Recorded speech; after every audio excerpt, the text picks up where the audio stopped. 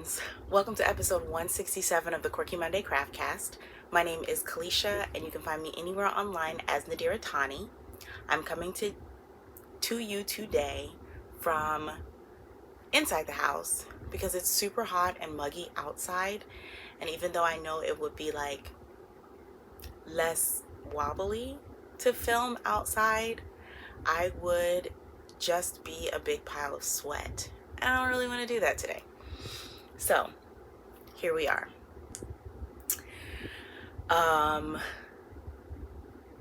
So today is Sunday, July 9th. Sunday, July 9th. And the last two episodes, of course, you would know if you watch them. They've been like the vlog type. And I wrote the show notes for this sit down podcast, craftcast, like 2 weeks ago. So as you can imagine, my notes have changed quite a bit.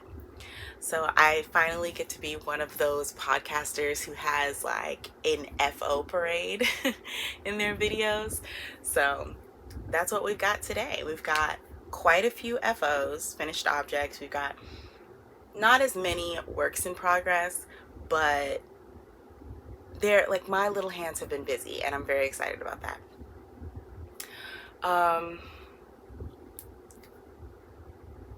Let's just jump right into it. I'm not gonna pull bright spots because I didn't do it before this episode, and I know if I stop this again, the chances of me actually finishing this filming go down exponentially. So we're just gonna go. We're just gonna keep going. But I always read all of the comments that I get on these videos. If you left a bright spot, I'm always reading it and celebrating with you. So definitely keep leaving your positive moments, bright spots, good things in the comments below. If you are new, that's what bright spots are.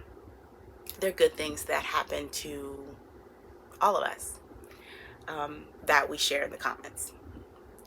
Okay, so let's jump in with some finished objects. I don't have any admin that I can think of. I need some chapstick. You know, as humid and thick as it is outside, the air conditioning in this house has just been drying me out. Like, I low-key need to bring a humidifier into the room so that I don't wake up feeling like I swallowed the desert. It's ridiculous. Like, there's a lot happening. Anyway, finished objects. So, the first finished object that I'm super excited to share with you guys is living in this bag. This is one of the bags that I made for Quirky Monday Crafts long time ago. I did a series or a collection of superhero bags, and I don't remember why this one didn't make it into the shop, or maybe I just kept it because I don't think I messed it up anywhere. But oh yes, I did. I sewed the lining on inside out. Well, you can't really tell, but I do interfacing on my lining. So this side is the fabric, and then there's interfacing, and then there's the outside fabric. This side of the bag, I sewed the lining fabric upside down, so the interfacing is right here. So that's why I have this bag. I only keep the bags I mess up. But anyway, so living in this superhero bag is a set for my nephew / godson Christopher when I was up in Delaware in April, March, around then, in the spring. I was up in Delaware because my mom was being ordained as an elder at her church, and I was knitting on the baby onesie for Christopher's baby brother. And he was watching me, and he asked if I would knit him a pair of mittens. So of course I had to say yes, because How could I not? And I asked him what color he wanted, and he said green. And I thought that was weird because his favorite color is black.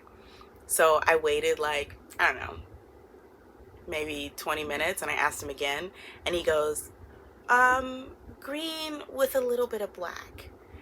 And then later on, I was talking to his mom, and I was like, yeah, Christopher asked me to make him some mittens that are green with a little bit of black. And she was like, that's not right. So I made him the mittens that are black with a little bit of green. And then I made him a matching hat. So here's the mittens. They're so stinking cute. I can't handle it. We'll go like, hello? So they're the mittens. They are black, even though they're coming up a little bit brown on screen. But I use the Tin Can Knits World's Simplest Mitten pattern. And then I just drop this texture in on the front of the mittens. This is the same bubble texture that I use for the baby onesie. So that way they're kind of like similar but not the same. And here is the hat. So I wasn't entirely sure about the size of the hat.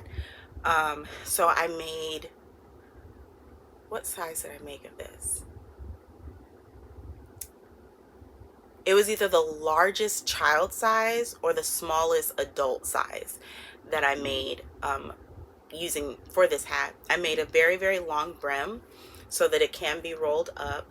And I wanted to make sure that there was enough space in the hat because Chris has locks, and y'all know, well, if you're a returning viewer, you know how I feel about wearing hats with my locks. Sometimes I look like a mushroom, and I don't want him to look like a mushroom.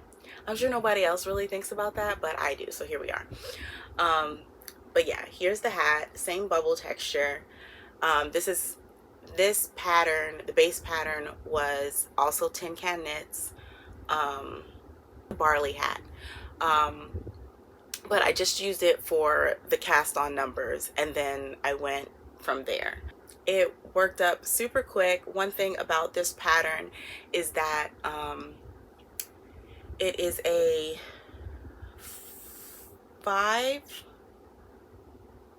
it's either a 5 or 6 row repeat, so it's very potato chippy, so you can quickly, you know, finish one repeat and you're just like, oh, I want to do the next one. Once I got these started, they just flew off the needles. So there's that. These will be placed in the mail soon. I'm very, very proud of them.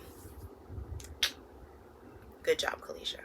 The next finished object that I have is a sweater.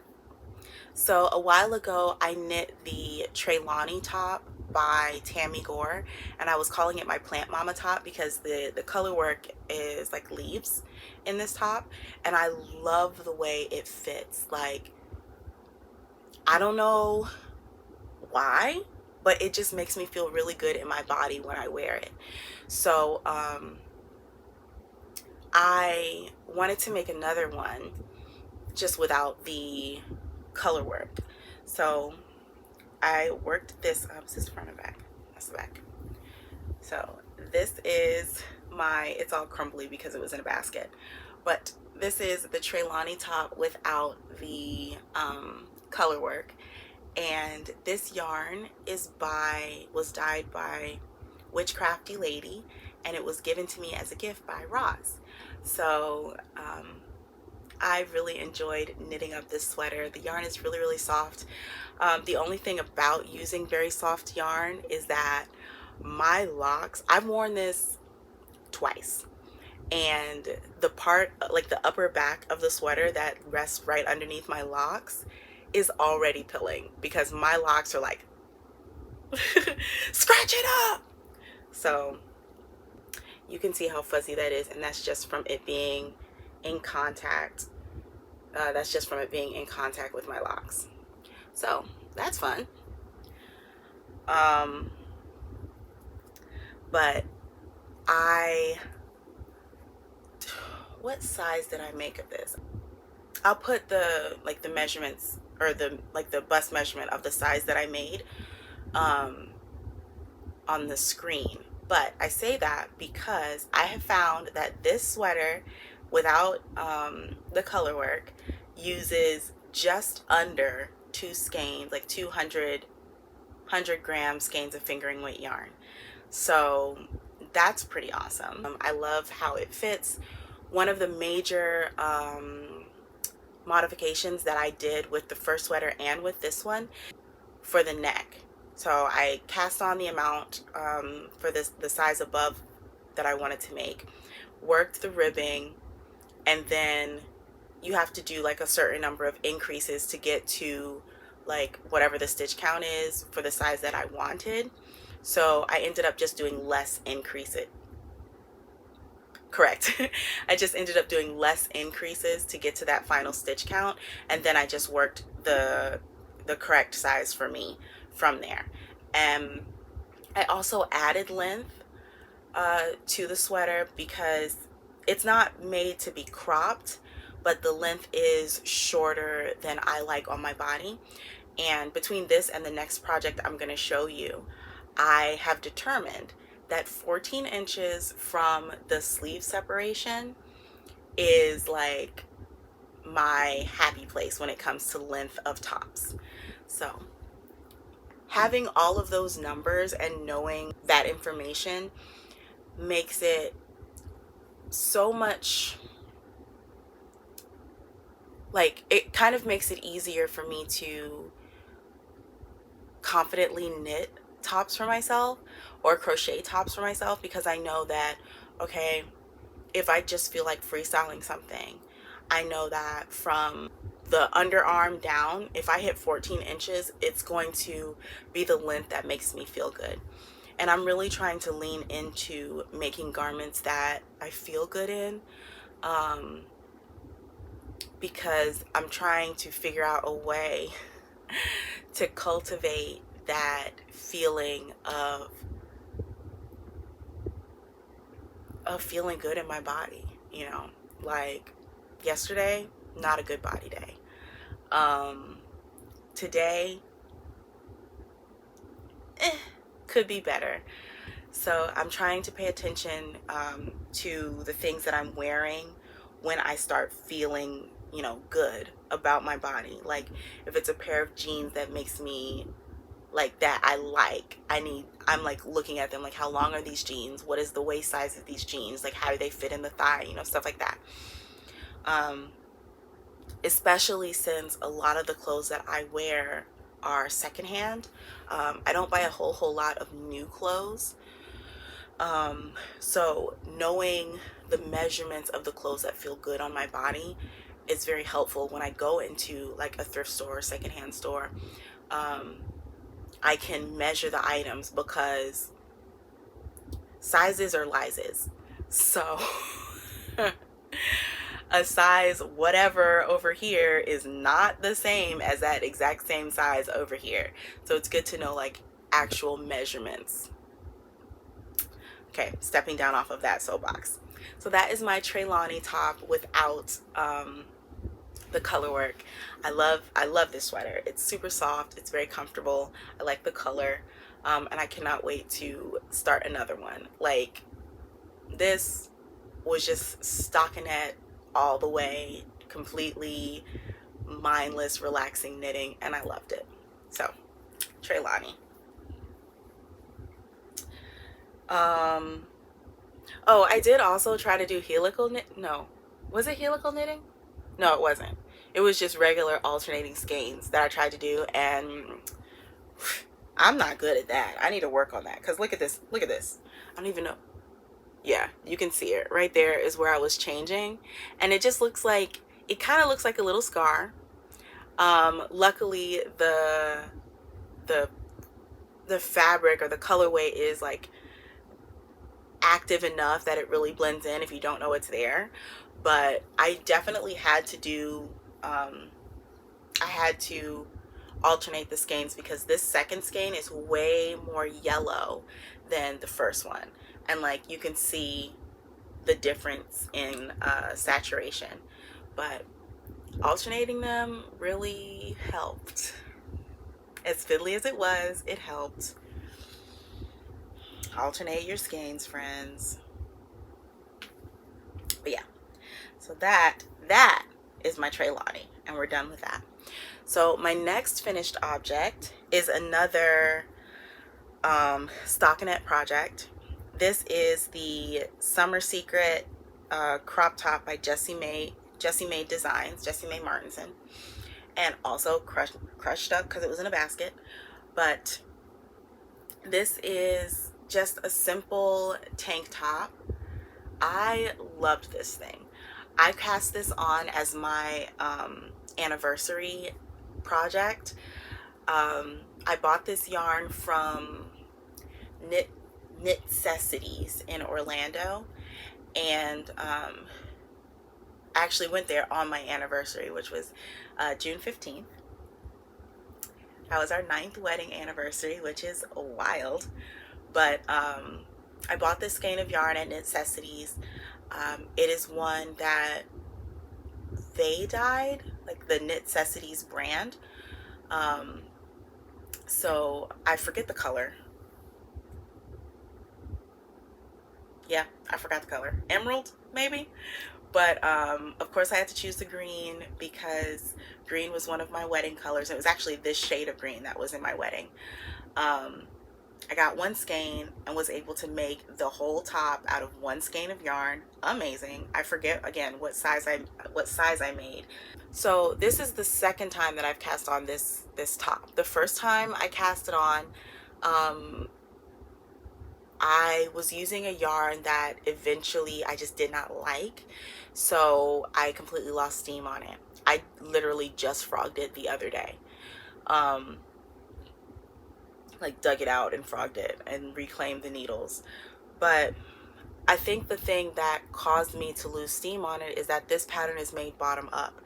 And the whole time I was knitting on it, I was like, I don't know if I'm gonna have enough yarn, because the pattern is written as a crop top. So I knew I wanted to add length, but I didn't know if I was gonna have enough yarn. I didn't feel like doing the math, which I'm sure would have been easier to do and figure out. But yeah, so I was just kind of like anxious crafting while doing it, and that's not the business. So what I did on this one, because I knew that I wanted to add the length and I was still unsure about the whole yarn amount situation, let's show it like this. Get it together, fingers. Come on. Yeah? Yeah? Okay. So this is where the shaping starts, okay, for the front.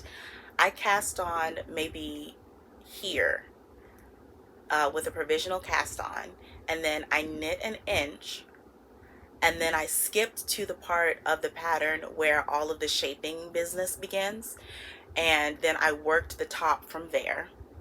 So I did the front, top, and like the back has ribbing. I did the ribbing part, and then when I finished all of that, I went back and picked up my provisional cast on edge and knit down until it was the length that I wanted, so that I could be sure that I had enough yarn to finish the top. I did have enough to do the 14 inches, and ended up with like, I don't know, maybe 10 grams left over. So that was pretty awesome. So now I know that for the size that I did in this this top, I'm able to knit the tank top to the length that I want, and do crochet sleeves. So I did what are these, single crochet?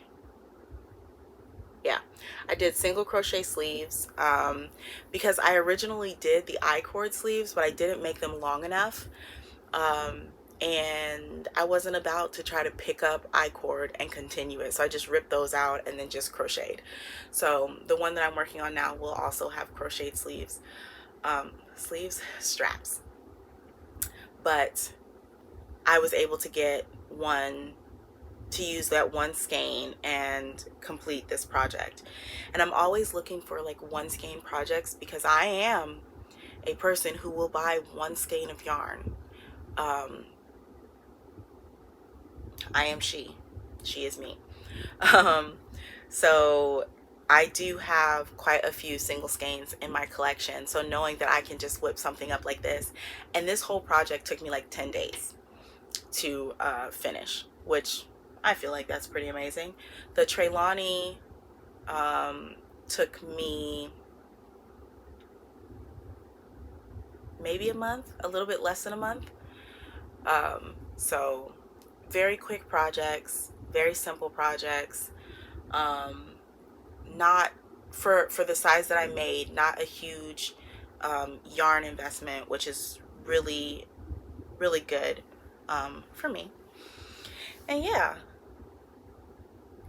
I love them. They're great. I've worn this, I think, twice already. And I wore it to the last plant swap that I went to.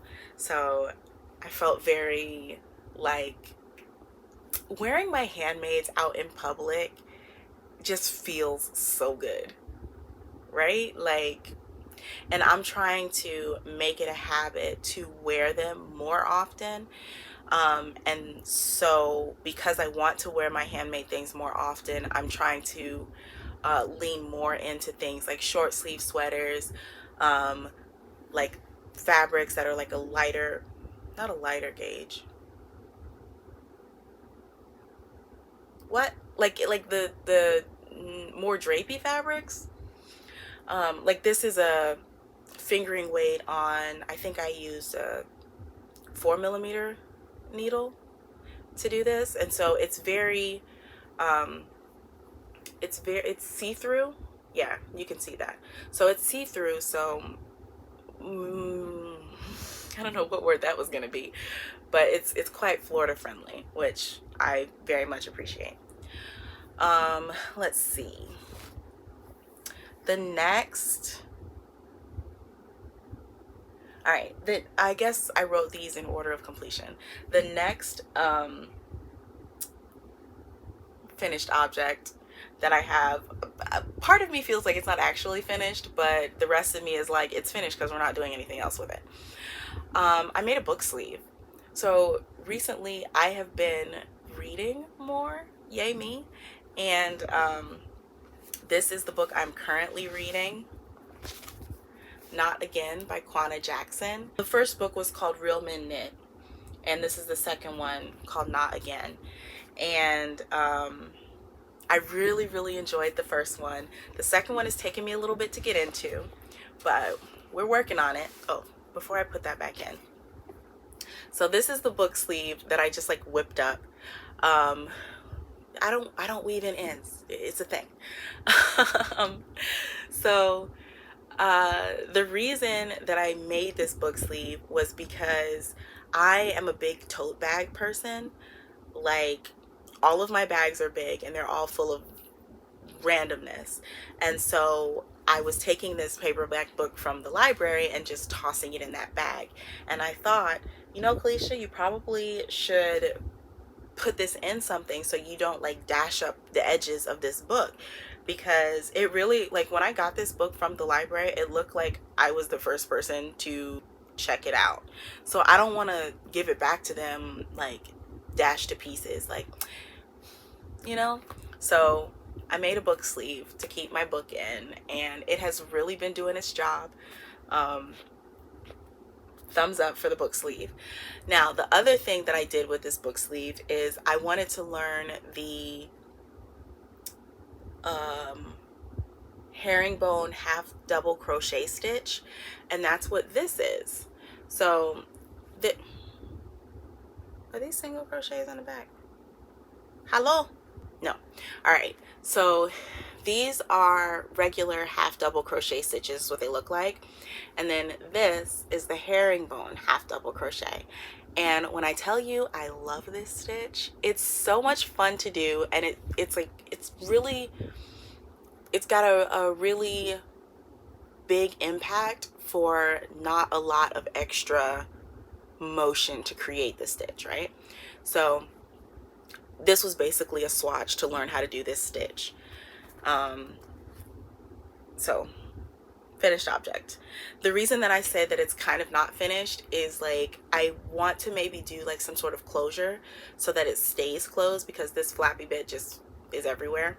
So I might get like a magnetic closure that I can put on there. Might. That sounds like a lot to be doing. My next finished object is actually my bookmark. When I read books that I own, I am a dog-earer. That is like folding the top edge of the page that you're on to you know, keep your space. But I don't want to dog-ear library books, and I had little mini skeins, so I made a little bookmark. So I have this one that I made out of fingering weight, and then I have an orange one that I made. I think that one was DK, but I have no idea what I did with that orange one. But I love it. It's so cute and little. Just a simple shell stitch, and it has been doing its job keeping my place in this book. I'm only on chapter 9, and I can say for sure this one started out a lot slower than the first one. Y'all, Miss Quanah Jackson had your girl crying in the first one. Like within the first 2 chapters, I was crying. I was like, oh. But I really enjoyed the first book. So I'm hoping that the second book kind of like picks up speed, and maybe it's because I haven't been reading this one as much. I don't know. I don't know if it's slow because I haven't been reading it, or have I not been reading it because it's slower. I don't know. We'll see. But I definitely have to check and see when this is due back at the library, because I need to get a move on reading. So those are those 2 finished objects. Next in the finished object parade, this top was originally, in my original notes, was a work in progress. So I started this top a year ago, and here we are. So this is I just wrote it as freestyle crochet top in my notes. I did 2 of the single crochet bra cups. Like there's plenty of tutorials on how to do this on ye olde YouTube, but I made 2 of the little bra cups and then crocheted them together.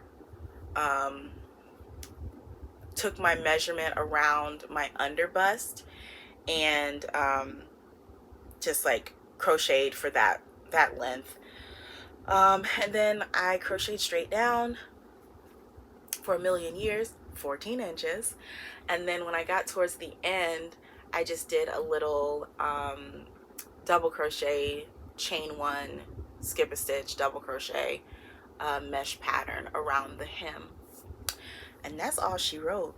It has crocheted sleeves, and to like reinforce these sleeves, and I also might do this on my on this one, but to reinforce the sleeves, you can see it, I did a slip stitch up the edge on both sides, and that stops it from stretching, because crochet will stretch lengthwise. Like this one doesn't stretch so much because they're single crochets, but it does have some stretch.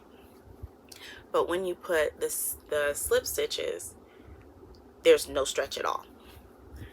So I haven't worn this one out in public yet. I also haven't blocked it.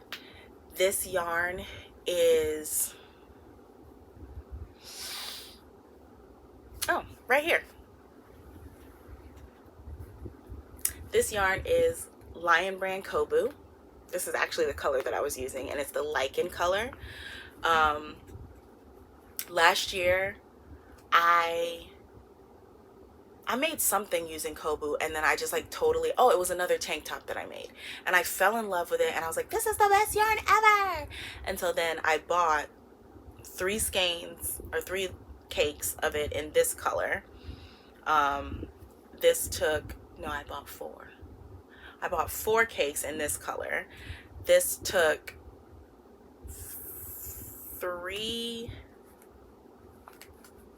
and a smidge, maybe 2 and a smidge. It was either 3 and a little bit of the 4th or 2 and a little bit of the 3rd. But yeah, I like it. I definitely need to block it because it is hanging weird. We'll see how it actually fits on my body. But as you can see, I am definitely leaning into the making summer tops thing. But the thing that slowed me down on this one originally when I started it, because I did the cups like quick fast, then I joined them, and then I was just like, oh, you know, I want to I don't want to just do double crochet for the body because that's so boring, blah blah blah. I want something textured and cool. But then I also wanted it to not take me a long time to make. She says as it took her an entire year. But I'm glad that I went back to just double crochet. Like, simple is best sometimes, especially for like basics like this. Yes, I love it. So that is done, and I think I'm gonna block it probably today so that I can see how it actually fits and like make notes for if I would want to do something like this again in the future.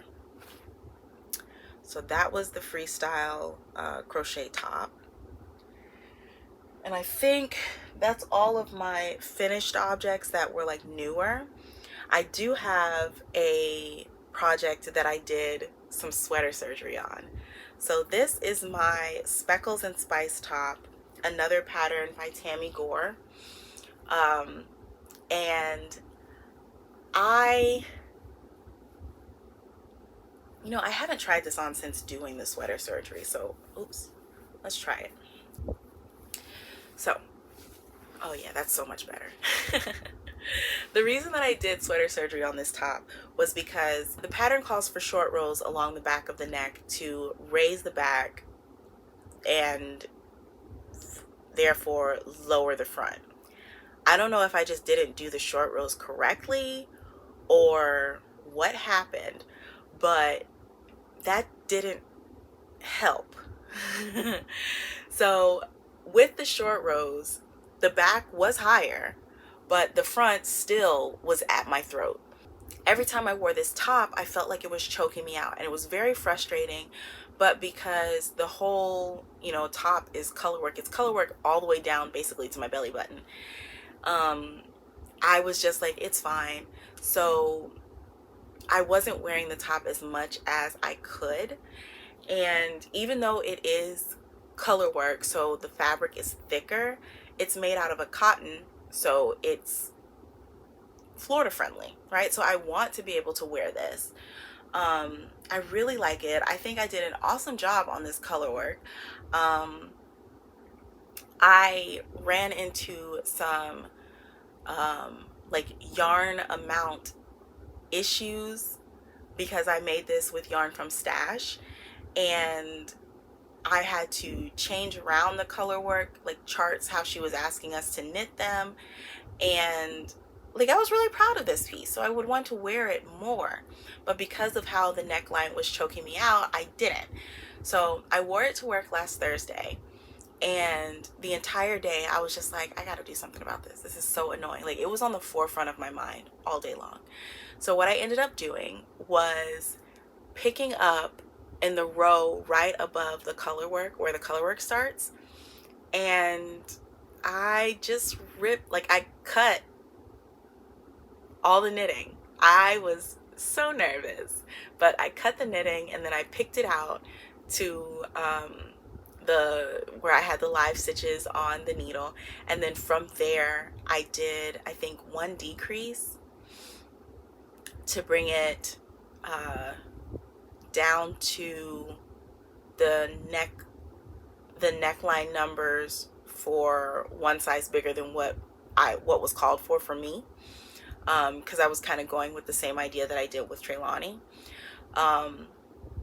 So yeah, I did the decrease down to that stitch count, and then I just did 1 by 1 rib around for like, I don't know, how many rows? I don't know, 6 to 10, not sure. And then I just did a stretchy cast off, or a stretchy bind off, and I'm so proud of this thing. Like, it's no longer choking me. It sits the way that I would want it to. And I just think that short row shaping at the top of the neck is not for me. I'm not entirely sure why. Like, I don't understand the mechanics for real, but here we are. And I'm happy with the sweater now. But changing out that neckline was such a simple thing that I really should have done a long time ago, but I was just like too scared to do it. So I'm glad that I did it, and I'm no longer being choked out by my knitwear. Let's see, I think that is all of my fibery works, or my fibery finished objects. We are going to go on to works in progress, and the first one I'm going to show you is right here in front of me, and it is my Crochet Memories blanket. I'm showing you this because this is the yarn left over from my Trelawny top. This is the yarn left over from the tank top. And so really excited that I was able to put a full square into my blanket from those two projects. And with these two, it is squared off. I forget how many squares it is right now, but I'll put in a picture so that you can see it in its full glory. I am really enjoying this project. Yeah. So one thing that I did do, and I can show you here, is I had a bunch of these little minis that were like 5 grams, and my squares take about, I think, 7 grams of yarn, roundabouts. So the 5 gram ones, I just paired them all with a black yarn. So that's what they look like in their row. Yeah. And I have been using this blanket. Like, Lamar and I went on a road trip last weekend, and I was snuggled up under this blanket in the car. It stays on my bed. It's not big enough to really be on the bed, but I be snuggling under it, and I'm really glad that it is now snuggle sized. So that makes me very happy. Other works in progress. So this is the second Summer Secret crop top that I'm working on. This one, don't lose stitches, Kalisha. This one is in a cotton wool blend yarn. Do I have the other ball? I might.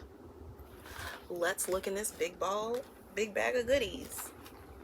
Nope, don't have it. I'll put it on the screen. But I am almost done with the first ball, and this is like, it's one of those like cotton wool blend sock yarn. Yeah, sock yarns.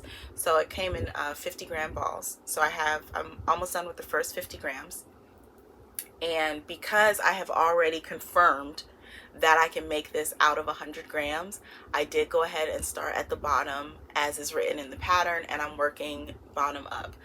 And it's just going round and round.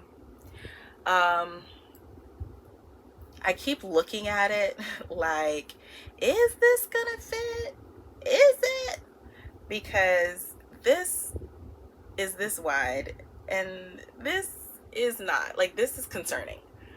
So It's the same number of stitches though. It might be the cotton, honestly. So we'll see if I actually like it. I don't know. Now that I've held them up next to each other, I'm just like, this could end poorly. This could end poorly. But anyway, we're working on it. And it's just plain stockinette in the round. Zoop, zoop, zoop. Progress. Now, the last work in progress that I have is one that is super special. I am making this shawl for a special occasion. I'm not going to tell you guys exactly what the special occasion is yet, but I will. And I am making this shawl out of what's it called now? Luxe Merino. Yeah, Loops and Threads Luxe Merino from Michaels, and it's 55% superwash merino, 45% acrylic, and it is a DK weight. So I've got this nice little burgundy red color, and this is the project so far. So I'm making a shawl. I started out with this triangle, and then I'm working along the bias going that way. When I finish that side, I'm going to pick up on this side and work that way. By my measurements, the top is going to be about 6 to 6.5 feet. And I haven't decided if I'm going to square off the ends or if I'm going to leave them diagonal. I'll figure that out when I get there. But it is a mix of granny stitch, popcorn, and then just regular double crochet. And I really like how it's working out. Yes, I'm very excited. I'm excited to tell you guys about this occasion once I finish the shawl. I think you guys will be excited about it too. So yeah, that is in progress. I sat and did like some measurements and like kind of mapping out where I was gonna go, because up until this point I was freestyling. So now I have mapped out where I want to go moving forward. So hopefully it works out the way that my sketch is. We'll see. So that is all of my works, or those are all of my works in progress. Let's skip over to Kalisha and the Babe. So I really want to rename my spinning section, just because of times like this where I have spinning but it's not on the Babe, it's on my little e-spinner. Like I told you, Lamar and I went on a road trip, and when I first got this e-spinner, the first thing I thought was, wow, you know, I could probably plug that into something in the car and spin in the car. I can. So I got one of those things where you plug into the lighter in the car, and then it's an outlet, and so you can plug an outlet, or you can, you know what I'm saying, use like a regular plug. So I did that, and I spun a lot of this in the car, which was pretty cool. And I can 100% say, just because you can do something, it doesn't mean you should. I did not enjoy spinning in the car, but I'm glad that I can like check it off of things that I have done. So this is just a single of these Rolags. I'll show you on the fresh ones. These Rolags were like, they've been in stash for quite a while, and I got them from Merla Fibers. I don't know if Merla Fibers is still open. I feel like I saw a while ago that they were closing, but I will check, and if they're still like selling, then I'll link them. But I can't hold them. These are the Rolags. So you can see that they have like the red, brown, orange, a little bit of purple, some white. They have fiber in my nose. They are merino, bamboo, and firestar. So this is what I'm spinning. It was a set of 6 rollags, so I have 2 complete rollags on here, and then I have the 3rd one for this ply, and then I'm going to do a 2nd ply of these 3 and then do a 2 ply. But I could do a 3 ply. I've never done a 3 ply yarn. I could do that. Should I do that? Comment down below if I should try to do a 3 ply yarn, because I've never done it, and I could do it with this. I'm gonna put this on the back burner until you guys tell me if I should do a 3 ply or if I should just stick with my tried and true 2 ply.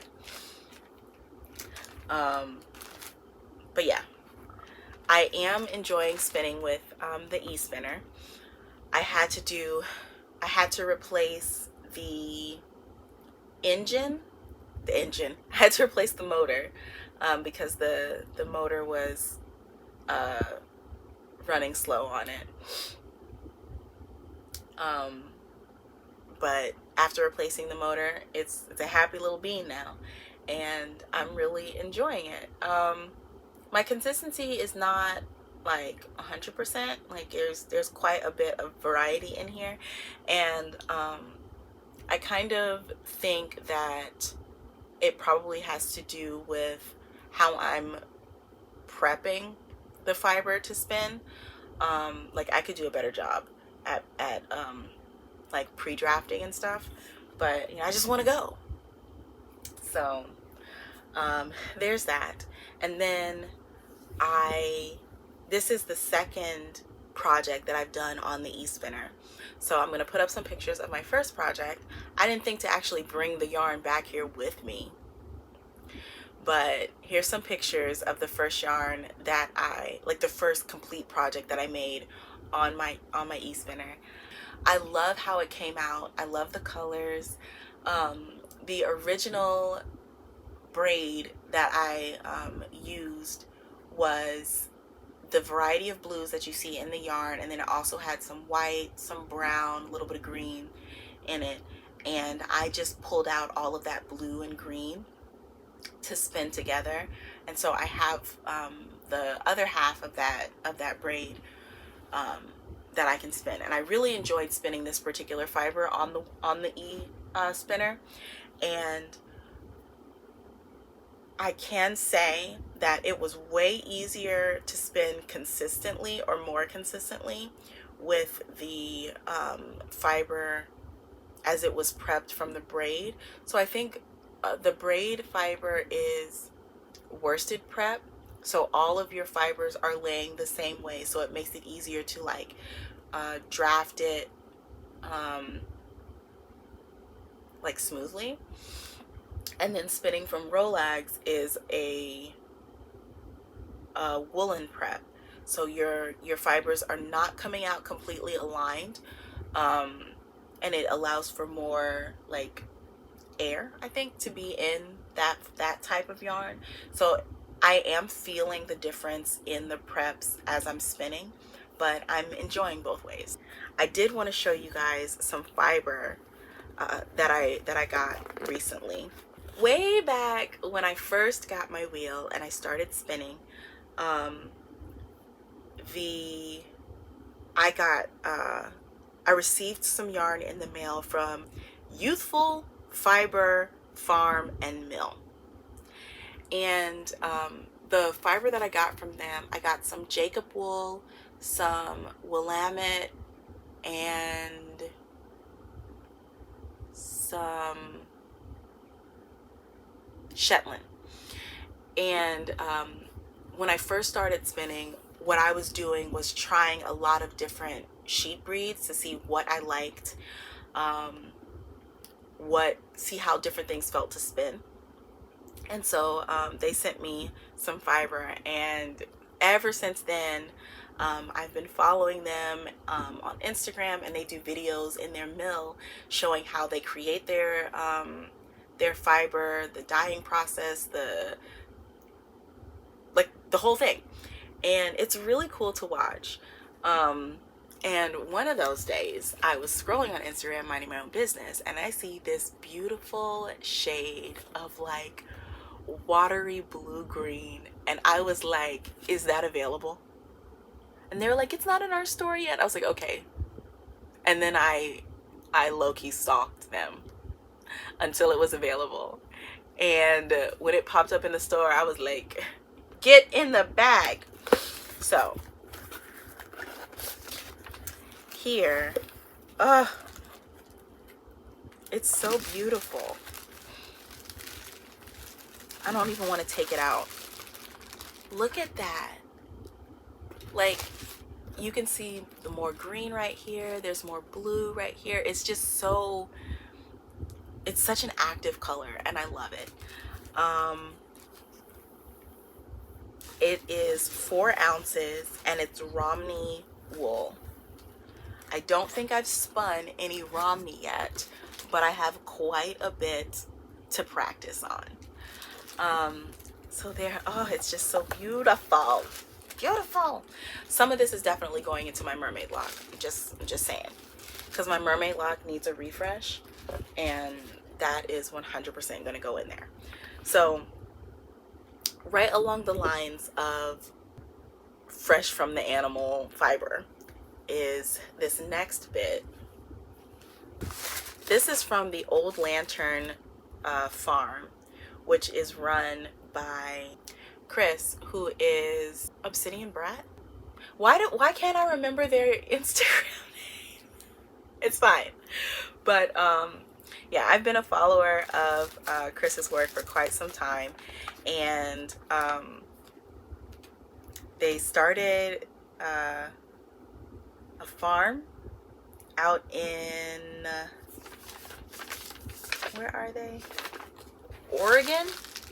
Yes, in Oregon. And it has been so cool watching them like grow the farm and like learn things and shear their sheep for the first time. And I'm just over here like, this is so cool. You do awesome stuff. So I was able to get a bat of fresh wool. Look at it. Like I almost don't even want to spin this. Like I just want to like put it on my shelf as decor. But it's really, really cool. It's really, I forget what kind of sheeps are these? I think they're merino.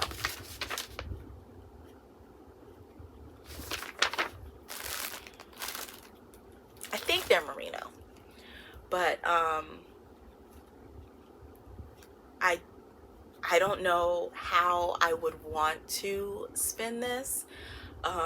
In my fiber collection, I do have another bat that a viewer sent me because they had asked me had I ever spun in the grease, which was a no.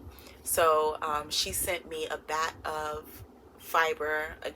Of course, I forget what kind of sheep it was, but it was like unprocessed, so you still have like the lanolin in the fiber. And I think this is similar because it does have, I can feel like the oils, a little sticky, but part of me wants to spin this one with that one since they both have that same kind of unprocessed feel to them.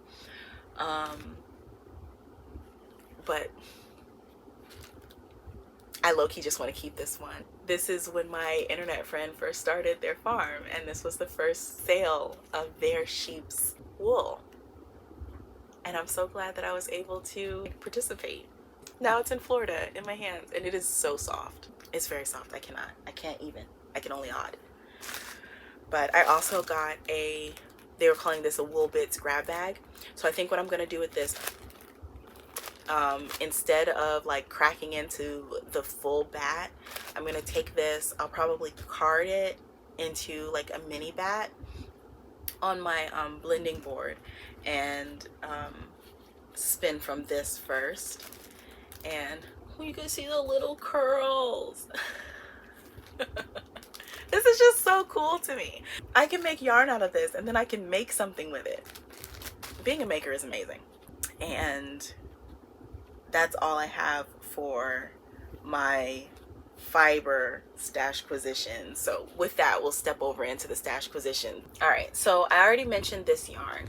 This is the wool or loops and threads Luxe Merino from Michaels. I saw this and I was like, oh, that's really pretty. Like, whenever I see something that is a wool blend at Michaels, I always want to like snatch it up. And it wasn't until I had this one, I saw this in the store and I could not stop thinking about it. So I went back and got it. I got 2 skeins of this. I'm not 100% sure what I'm going to do with it. It's probably going to end up being a short sleeve sweater. But I got 2 skeins of this. And then as I was at home looking at it, I was like, why does this look so familiar? It looks familiar because Loops and Threads used to have this. This is Cozy Wool Merino. This is the exact same thing. I got this at Michael's like a few years ago, and they're all marked limited time only. Is this marked limited time only? No? So y'all might keep this, but these were marked limited time only. So of course I have it in this gold. I have a gray, and I want to say I have black, I think. So now I'm super excited because I thought that I only had a few options of this yarn in my collection, but surprise, here we are. So that's pretty cool. I really like it when Michaels brings back things that were good. I went to the Yarn Lounge, which was in June, May, recently, and I met up with Hannah from the Cozy Cottage Crochet, and she gave me this skein of yarn. This is Amber's Yarn Shop, and it is the color Azazel. It's a fingering weight superwash yarn. So I'm kind of considering making one of these out of this. I might not though, because this is highly, like, very variegated, and I might not want to do that like all over my body. So this may also end up being socks, not sure. While I was there, I went to a couple of the vendors who were at the Yarn Lounge. This is is it Fairway Fibers? Yeah, Fairway Fibers. Thank you for supporting my kid-run business. A portion of each purchase is donated to the First Tee, a nonprofit organization dedicated to teaching life skills through the game of golf. And I am not a golfer. I'm actually a terrible golfer. But my dad is an excellent golfer. When I was little, he was trying to teach me how to golf. And all I remember from the lesson was while he was golfing, I was trying to golf a pine cone, and I managed to break the head off of my golf club. I do not golf. So I got this. It is a 50-gram DK weight yarn. It is is a trial base. 45% wool, 35% silk, and 20% nylon. I don't know what I'm gonna do with this, but I loved the color, and wool silk nylon blend sounds like a lot of fun. So not sure what I'm gonna make with it, but I have it now. I kind of considered making something for my dad, but this is more of a Kalisha color than it is an Aaron color. So there's that. Another vendor who's actually the the company that organizes the yarn lounge is Olive and 2U. So I got these minis from Olive and 2U. This is the Alcott base and the color is Hunter. And I don't know what the base is because it's not on here, but there's the color. It's like a super dark forest green. And then I got this one from Twin Mommy Creations, and this one is colorway Undergrowth, and it's a 75 superwash merino, 25% nylon, which I assume is the same thing with this because you don't really often see minis that are a different blend. So my plan with these is memory socks. So I'm going to make a pair of socks that are going to remind me of my first time going to the yarn lounge. Yeah, those are all of the, oh, I also got this from Twin Mommy Creations, because who can say no to stickers? Not me. I'm not able to do that. So I mentioned that Lamar and I went on a road trip this last weekend. We actually were going to visit some of the schools that he's going to be taking his students to for the Survivors to Scholars HBCU college tour. A few months ago, he was talking about raising money. Not a few months ago, it's been quite a while now actually. He was raising money for that trip because they were going to do the trip this past spring break, but unfortunately they were unable to do the trip because a lot of the students ended up backing out at the last minute. So they will be having the first trip next spring break. So he is taking this time to make the trip even better. And so one of the things that he wanted to do was go and visit the different colleges that he's going to be taking the students to. So we went to Savannah, Georgia, and Orangeburg, South Carolina. Orangeburg? I think it was Orangeburg, South Carolina. And on the way up, we visited Bethune-Cookman College. I'm not even gonna act like I can remember all of them, so I'm gonna put the names of the colleges that we visited on the screen.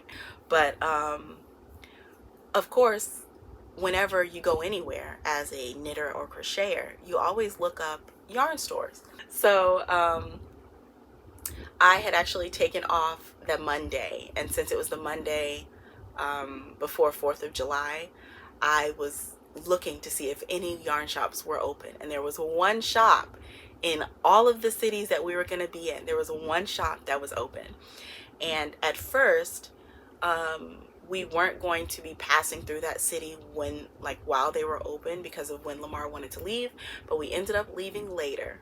Yay. So I was able to stop at Unwind, I think it was Unwind Yarn and Gifts in Savannah, Georgia. They were really sweet. Here is, I think I did a picture of inside the shop. There was so much. One of the things that I thought was really cool about this shop was that they sold mini skeins. I don't know why, like individual mini skeins. Like I've seen shops sell like a pack of mini skeins, like 5 mini skeins. But like if I only want like 1 or 2, you know what I mean? So I was super excited to be able to pick up mini skeins at the store. So I got this. This is Cowgirl Blues. It is a 10-gram mini of 100% wool. It is called Merino Twist, and it is in the color mustard. So this is going in my Crochet Memories blanket. The reason I got this color was I looked up the state flowers for Georgia and South Carolina, and both of them have yellow. They're either, I think South Carolina's was all yellow, and then Georgia's was yellow and white. So I got the yellow. Then I saw these. These are also 10-gram minis. And these are opal, like opal sock wool. And So I just grabbed them because I've never used opal yarn before. So they're also going to go in my Crochet Memories blanket. Do they have colorway names? Nope. You know, they don't. But they're pretty cool. And then I got this full skein. This is Regia Mountains and Fjords design line. And it doesn't have a colorway name either, but I really liked this one. So I was between two full skeins of yarn because I wanted to make like souvenir socks. I was between this one and another one that had like more blues and greens. Like both of them were like blue and green and stuff like that, but the other one was more like a springtime color. And so I asked Lamar to choose between, and he chose this one. He said it reminds him more of like citrusy, which I thought was cool because we're coming up from Florida through these other states. Bring Florida with us. Little citrus spritz. So I'll be making socks out of these, and of course it's not going to take the whole 100 grams, so this will go in the memory blanket as well. So I will have 4 squares in my memory blanket from this trip. And that, friends, is all of the stash positions. Woo! My oh my. Plant mama life and whatnot. My plants are really enjoying the humidity and heat outside. I was laughing at the fact that I have a section on the porch where I put plants when they look like they're on their last leg, and I just don't want to watch them die. So I put them outside to, you know, die in peace, and they then start living their best lives. And I'm just like, you know, if you didn't want to live in here, you could have just said it. You didn't have to be so dramatic. So right now the front porch is looking a little bit like a jungle, so I definitely need to go out there and do some organization. I do also use the front porch as my quarantine zone. So like when I buy a new plant, it stays out on the front porch for a while so that I can see if it has critters, and then I'll bring it inside. So they're living their best life. My Monstera is putting out new leaves. I'm loving that. I am highly aware of the fact that I need to repot that plant, but I don't think I can get a bigger pot, honestly. So there's that. My favorite plant outside right now is my Queen of the Night, and I am just amazed at how big and lush this plant has grown, especially considering that I started it from 2 cuttings that I got from the free table at the swap, and I cut it up and I rooted them, and now I have this cascading plant, which is just so amazing to me. I also have another Queen of the Night, which is a different type of night blooming cactus, but they're both called Queen of the Night, like commonly. And I had 1 cutting of that, and I cut it up into 4 pieces, stuck them in the soil, and they are starting to grow. And it just blows my mind that you can legitimately cut off a piece of plant, stick it in the dirt, let it do what it do, and it's like, okay, I live here now. Here's more plant. That's just amazing to me. So that is some fun stuff that's going on outside with my plants. And then inside, my current obsession is my terrariums, which are actually aquariums that I put a layer of river rocks in the bottom, and I just keep water in the bottom of the tanks. And I have my smaller plants, a lot of Hoya that I have in there, some cuttings that I have in there because I keep a plastic lid on top of them, and when the lid is on, it gets up to 99% humidity in the box, and they are loving it. My favorite one, I have 2, but my favorite one, and the one that shows the most growth is sitting right in front of my window. So it gets a lot of south-facing light. It has the high humidity, so the plants in there are just going off. A testament of how well this is working for my plants. I had a cutting of a Hoya Genevieve, and I know I had that cutting for at least a year, and it did nothing. Like, it was just in the water. You know, it had roots, it wasn't growing, but it also wasn't dying. So it had grown, you know, quite a bit of roots, so I decided to pot it up and put it in there.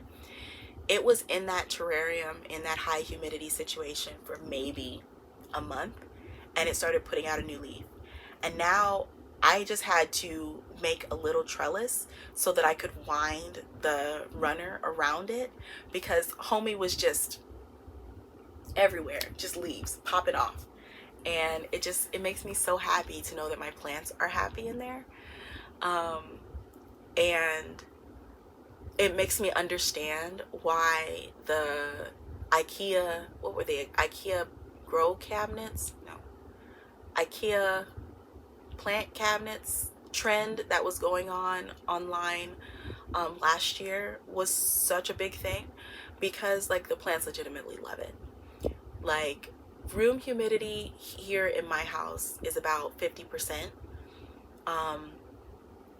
I can get it up to close to 60% if I have a humidifier going, but really and truly speaking, 80%, 90% is where these plants thrive and where they just blow up. And it's just been amazing to watch them. And I'm just like, I'll be looking at them like in the top of, like, I'll take the lid off and just look at them, and I'm just like, you guys are just doing great in here. I would love it if you guys could live out here with me, but you know, I'll do whatever's best for you. And then I cover them back up and go on about my business. But I'm still having a lot of fun with my plants.